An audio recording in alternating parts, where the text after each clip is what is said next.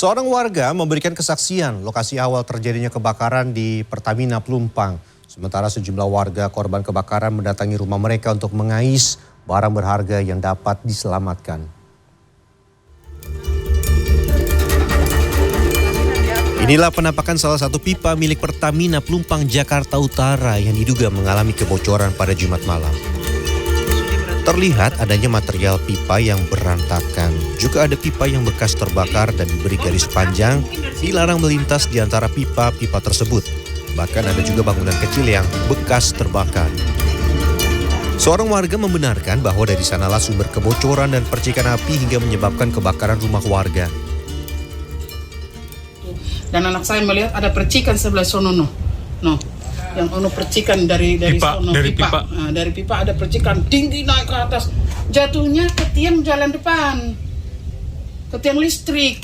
Nah, setelah jatuh ke situ, ternyata padahal di tiang listrik itu warung itu jual bensin, dan itu dekat-dekat, warung yang kiri dan yang kanan dekat-dekat.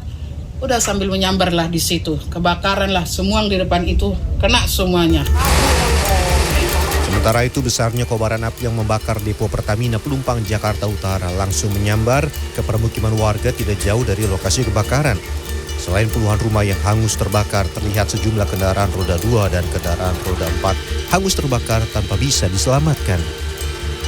Banyaknya rangkaian kabel listrik yang ikut terbakar membuat jaringan listrik di permukiman padat juga masih padam.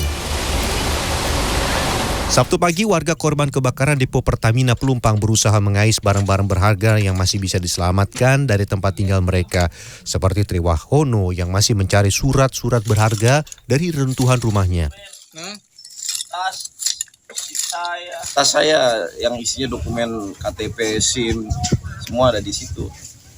Habis Pak nggak ketemu? Habis semua. Pak, waktu kejadian itu Bapak sama keluarga lagi di mana Pak? Keluarga saya di rumah, kejadian waktu itu kan pas sholat isya, saya masih di musola.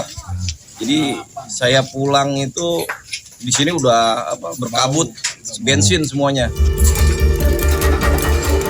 Kesaksian mengenai bau bensin menyengat pun diakui warga yang lain. Menurut Rahmat, sebelum terjadi kebakaran, ia mencium bau bensin yang menyengat sehingga mengevakuasi orang tuanya ke rumah kerabat di daerah Walang, Jakarta Utara. Sebelum api ya udah kabut udah pergi, cuma kan karena orang tua nyesek kan bau bensin gitu, napasnya udah tua ya selamatin orang saya. Oh langsung cabut? Iya. Sebelum api berkobar ya? Ya sebelum masih kabut, terus ini udah gelap nggak kelihatan apa-apa. Dalam catatan di Posko PNI Jakarta Utara disebutkan ada 17 korban meninggal dunia, 49 luka berat dan 8 orang dinyatakan hilang. Tim Liputan CNN Indonesia.